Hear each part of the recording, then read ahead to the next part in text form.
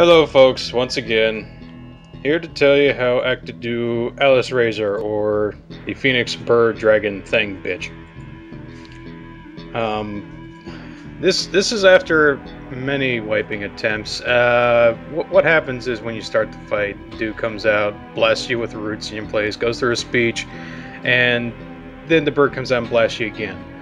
If you survive that, you're going to run over to the same place we are. It's on the northwest side on your map. It's this little alcove.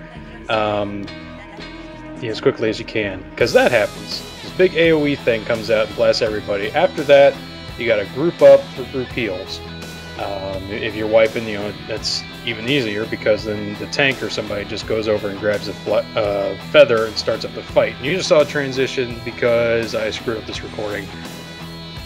But whatever, it's the same thing. When the fight starts, she goes down this kind of middle path here, cleaving everything in front of her. When she does that, get out of it, get out of the way of it. You're going to get your ass whooped if you don't. Right. Go ahead. Her hitbox is fairly large, so standing beside her is not an issue for melee. No, it's not. It's the size of Detroit, this hitbox of hers. You can stand very far away from it and do a lot of damage. Now, in her wake, she leaves feathers that you want 2 DPS, and it's usually ranged DPS, isn't it? Well, it just depends. We have, we had 2 DPS in the beginning flying, so they would be the ones to grab those feathers first. They have priority on the feathers in the beginning. And but now we're down to 1 doing it, so it leaves 3. Okay, well, the thing about the feathers, whatever DPS is doing, they get the 3.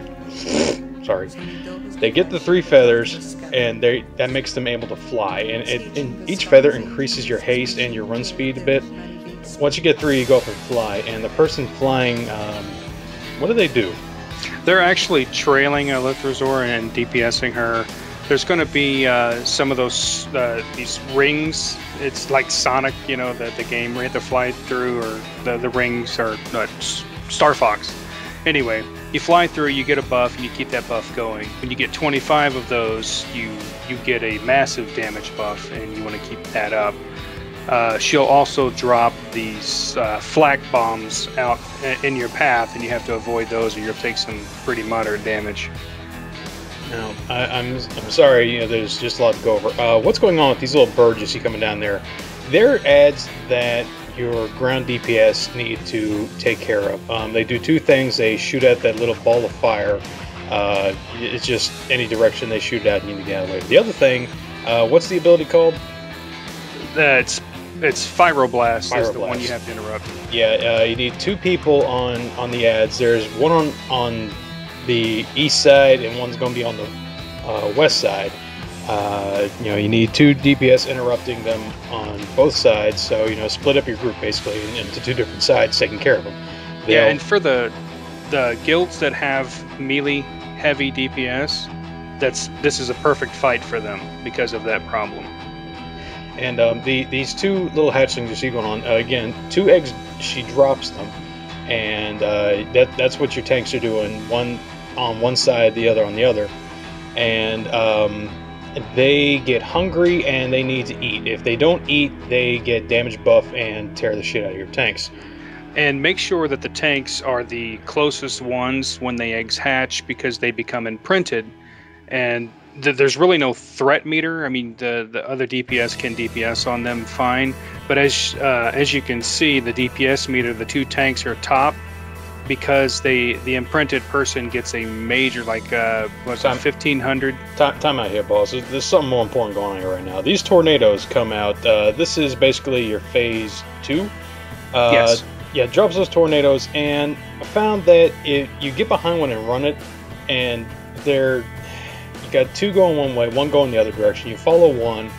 When one passes on either side of you, you turn around and follow that until the one falls. Basically, you're going in a little loop, and you just keep following the tornadoes, and that's how you avoid damage.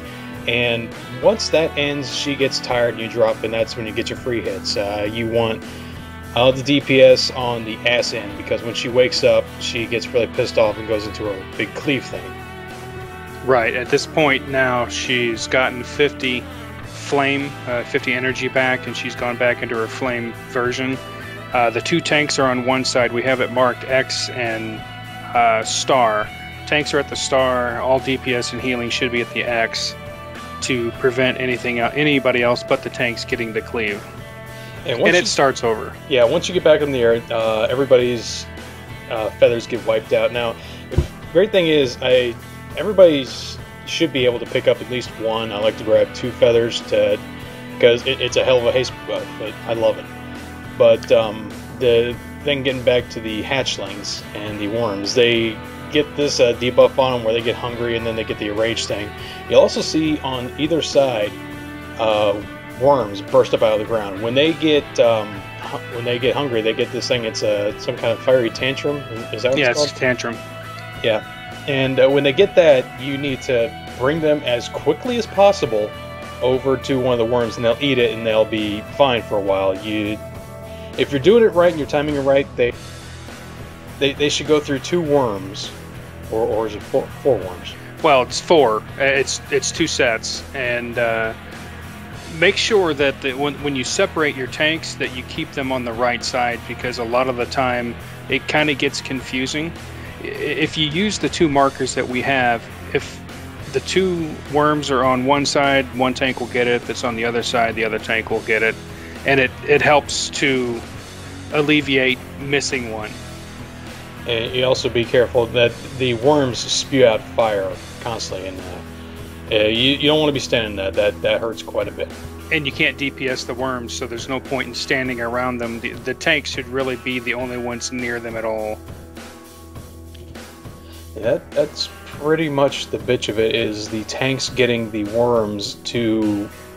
getting the hatchlings to the worms as soon as that tantrum happens. Otherwise, they're going to get destroyed. That's what happened to me tonight. You can actually get them there before that to reset the buff, but you want to time it to it as close as possible. Because if you do get the tantrum, you're going to be taking a lot more damage. So... And these druid ads that come down, they need to be DPS down really quick too. That's your main focus, because they do stop coming after a bit, and then your DPS is able to focus on the hatchlings. So don't be in a DPS race on the hatchlings when these other druid guys are up and about. Right, the druids take precedence over the hatchlings, but the hatchlings need to be down before the phase 2 starts. So you have to watch what you're doing, and there shouldn't be any time where you're not doing something, DPSing either those ads or the hatchlings. It is a very hectic fight, and it's a bitch to learn. It took us 2 weeks to get it. Yeah, 1 week to get a strategy on how we're doing this, and then the second week we kind of got the hang of it. But the tornadoes, in what we were talking about earlier, is you find one, you follow it until one of them passes you on the other side. Yeah, I just figured that out right when I was recording this. Like, oh, I can run in a loop. I don't have to be a complete jackass and just follow one. But make sure that you do mark where you want your DPS and tanks to stand, because you do not want any of your tanks, any of your DPS or healers to be taking this cleave that she does. It is terrible. Now you see she dropped down some more ads up there. What's going on with that? Why are they there? Every time that she becomes inactive or immobile, she will summon the 2 druids, and they will do a channel cast to get her flame back up, her energy back up. So the more times you can interrupt that, the longer she will be down in the prone position, and your DPS can do more DPS to the boss. To the boss. That is your burn phase. That phase 3 right there is your burn phase. So at any point you should pop lust during that phase, and it really doesn't matter which time you do it. If you want to do it in the first time that she drops down, just in case you lose a DPS.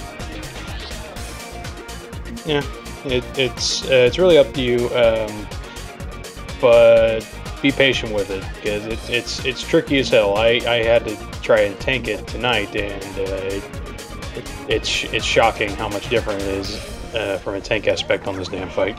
Yes.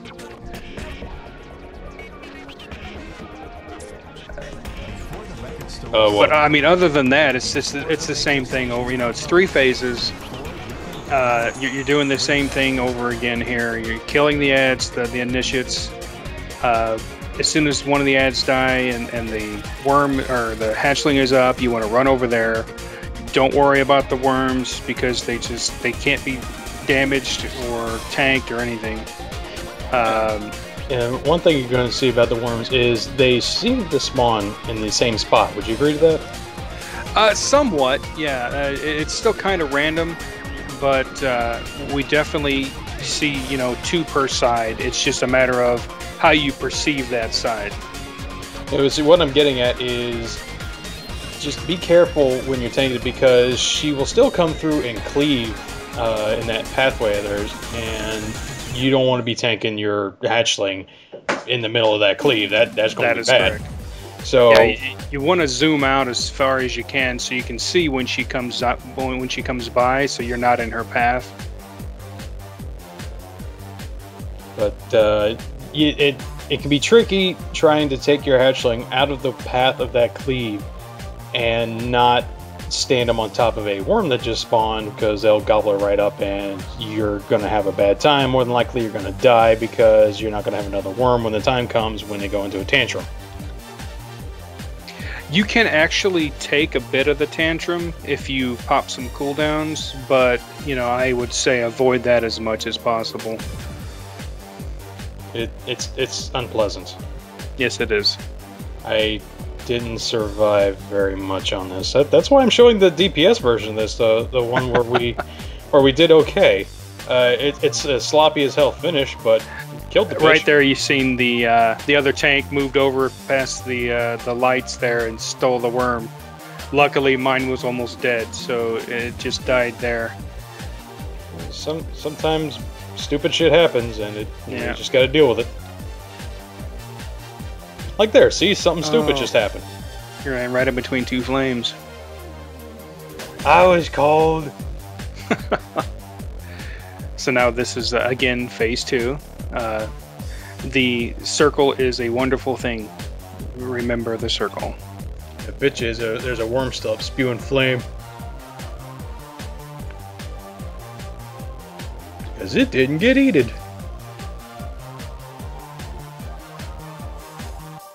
4 million health left, and luckily it's in that phase where, just plops to the ground, and, who we had left just goes balls to the walls and kicks the shit out of her.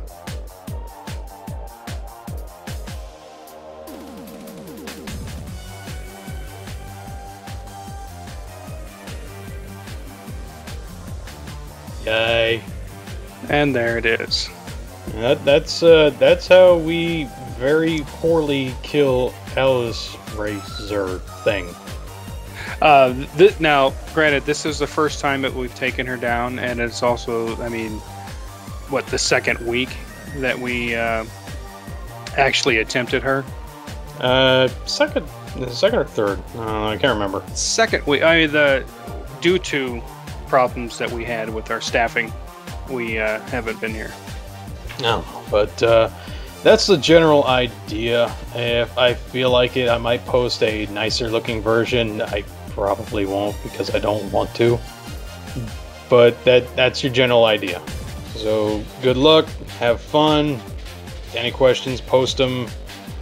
And after you kill her, you get a little cutscene. But I'll cut it off because no spoilers. Oh yeah, don't show the spoilers. Oh god.